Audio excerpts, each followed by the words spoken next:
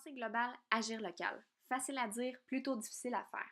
Mais Nestlé a pourtant su tirer profit de cette théorie-là en adaptant sa stratégie d'affaires globale aux différents marchés qu'elle exploitait, dont le Canada et le Japon. Aujourd'hui, nous allons parler justement des performances de KitKat au Canada et au Japon. Mais pourquoi KitKat? En fait, la réponse est simple. Après avoir mis les pieds quelques heures au Japon, j'ai pu voir que la collation KitKat était plus qu'une simple collation, mais bien une obsession. Les saveurs abondent et on ne peut pas en fait passer à côté sans s'y attarder. Ma question était pourquoi? Voilà pourquoi on va s'y pencher aujourd'hui. En fait, pour vous mettre en contexte, Nestlé œuvre dans 189 pays et a 133 ans d'existence et possède près de 2000 marques dans une foule d'industries. Pour ce qui est de l'histoire de KitKat, en fait, KitKat a été acquise par Nestlé en 1988, 53 ans après sa création. C'est seulement en 1937 qu'on a posé le nom KitKat sur les emballages de la barre. On reconnaît la KitKat pour ses gaufrettes enrobées de chocolat de 2 ou 4 bâtons. En fait, dorénavant, on observe plusieurs variétés et plusieurs formats. Passons maintenant à l'analyse comparative, l'analyse du marketing mix, soit du produit. KitKat arbore le même nom sur les deux marchés, mais la signification et la prononciation y est complètement différente. En fait, au Canada, il n'y a pas nécessairement de signification, tandis qu'au Japon, le nom KitKat s'apparente à une expression populaire qui est Kitokatsu, qui dit « vous gagnerez sûrement ». Donc, en fait, la KitKat revêt une certaine position de porte-bonheur aux yeux des Japonais. Pour ce qui est de l'image de marque, en fait, le logo reste relativement le même, mais l'emballage change quelque peu au Japon, qui est décliné en fait en fonction des saveurs. Au Canada, on reconnaît clairement la KitKat avec son emballage rouge vif. KitKat propose également une gamme de saveurs, une gamme de produits qui est totalement impossible à trouver au Canada, soit la gamme Sublime. En fait, cette gamme-là est une gamme de luxe pour le consommateur japonais avec des saveurs exclusives et des saveurs d'un chef chocolatier, chose qui est en fait impossible à trouver au Canada. Au Japon, on a près de 200 saveurs de KitKat qui sont proposées, allant des saveurs traditionnelles de chacun des endroits aux saveurs plus éclatées pour répondre aux besoins du consommateur. Pour ce qui est du Canada, on y va dans des saveurs qui sont très terre-à-terre, très classiques, en fait comme le chocolat au lait, le chocolat noir, le biscuit et crème et le matcha. On ne sortira pas vraiment des sentiers battus. Tandis qu'au Japon, on va retrouver des saveurs comme melon, banane, saké, patate douce, etc. pour vous en nommer que quelques-uns. Le KitKat au Japon a s'est misé sur des saveurs typiquement japonaises et originales. C'est ce qui fait en sorte qu'on compte actuellement entre 200 et 300 saveurs de KitKat au Japon, ce qui est totalement le contraire au Canada. Maintenant, si on passe au prix. En fait, au Canada, la KitKat est perçue comme une barre chocolatée bas de gamme. En fait, elle varie entre 1 et 3 pour 100 grammes. C'est ce qui est le cas aussi au Japon. En fait, on a une stratégie de compression de prix, c'est-à-dire qu'on va avoir le prix le plus bas pour compétitionner avec les nombreux concurrents qui sont sur le marché. Toutefois, pour la gamme Sublime dont je vous parlais tantôt, donc les KitKat qui sont vendus dans les chocolateries par des maîtres chocolatiers, pour un seul bâtonnet de KitKat, on peut aller de 8,50 canadiens jusqu'à 25 canadiens si on personnalise la barre. En fait, on voit qu'il y a deux stratégies complètement distinctes, une étant plus de compression de prix et l'autre étant complètement une stratégie d'écrémage. Si on aborde maintenant le réseau de distribution, en fait, ça va être sensiblement le même au Canada et au Japon. On va compter par exemple des dépanneurs, des supermarchés, des magasins d'entrepôt, des pharmacies, des commerces indépendants. Mais il y a un élément qui va complètement différencier le Canada du Japon, c'est le fait qu'au Japon, il y a des chocolateries à l'effigie de la marque, donc des chocolateries KitKat. Dans ces chocolateries-là, en fait, c'est là qu'on va retrouver un maître chocolatier sur place et des ventes de saveurs. Maintenant, si on se penche un peu sur la promotion en fait de la marque KitKat, on peut voir encore une fois que c'est totalement différent au Canada qu'au Japon. En fait, en 1957, KitKat créait le slogan Have a break, have a KitKat, qui a été utilisé autant sur le Canada anglais qu'au Québec, en traduction pour Prends une pause KitKat. Dans la dernière année, on a pu voir la campagne au Canada anglais The Art of Taking a Break, qui a été utilisée massivement sur les réseaux sociaux et à la télévision. Pour ce qui est du Japon, c'est complètement différent. Je vais me pencher sur une campagne précise qui a mis la marque KitKat sur la map en 2009. C'est ce qui a fait en sorte que KitKat a explosé. C'est la campagne qui a eu lieu dans les bureaux de poste, dans les 220 000 bureaux de poste à travers le Japon. En fait, le but de la campagne, c'était de proposer aux consommateurs d'envoyer de la chance, dont la chance que je vous ai parlé au début, à des gens qui l'aiment en écrivant un petit message sur une boîte KitKat de format carte postale.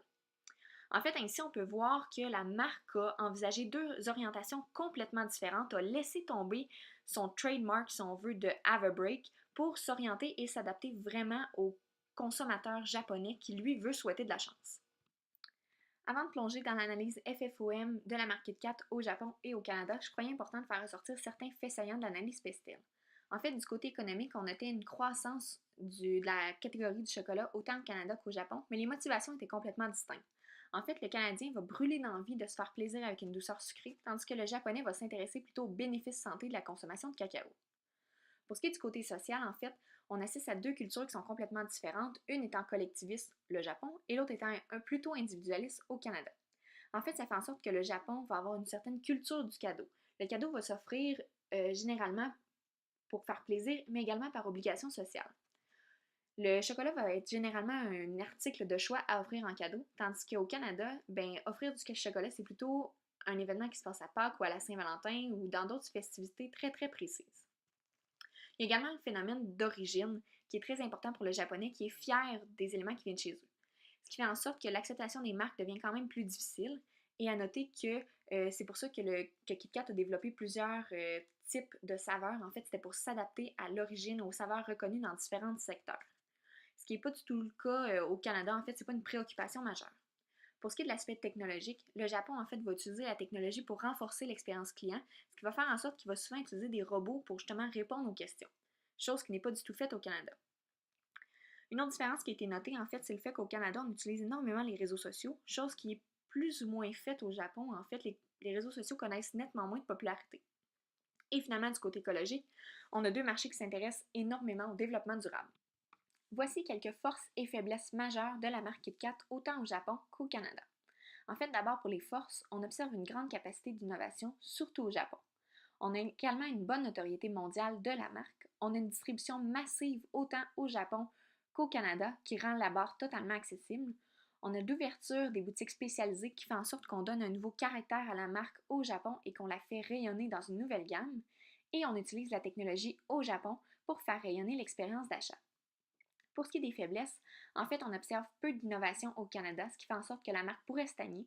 Et on a également l'utilisation de l'huile de palme qui va se transformer en une menace, en fait, qui peut ternir l'image de la marque, étant donné que l'huile de palme a mauvaise presse. Pour ce qui est des opportunités, en fait, on assiste à une demande grandissante des produits premium au Japon et on a un développement de nouvelles saveurs et de nouveaux formats qui est encore relativement naissant au Canada. Pour ce qui est des menaces, en fait, on a une intensité concurrentielle qui est très élevée dans les deux marchés.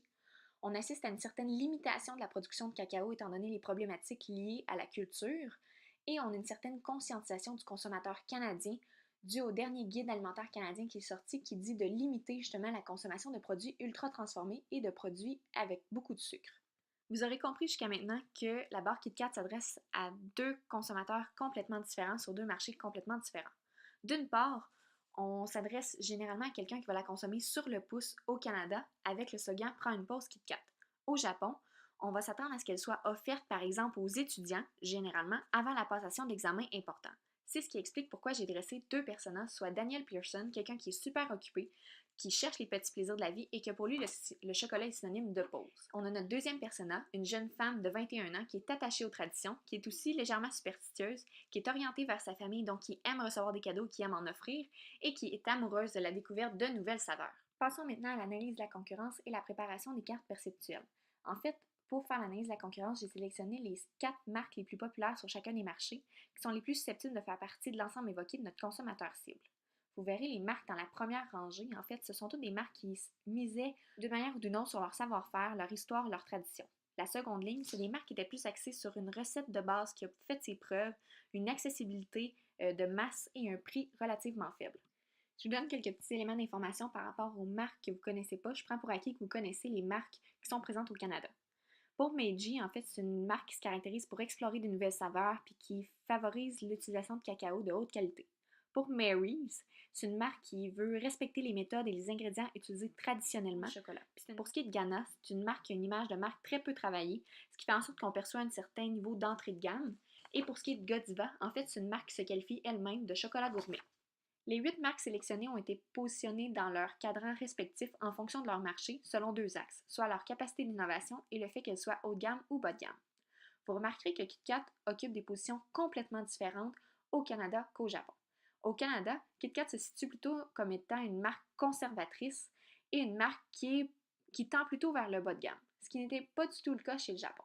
En fait, le Japon, vous allez pouvoir observer deux logos KitKat, en fait étant les produits génériques KitKat qui sont plutôt innovateurs, donc qui innovent avec les formats et les saveurs, et la gamme Sublime qui, elle, va innover avec les saveurs en plus de se positionner comme étant une marque haut de gamme.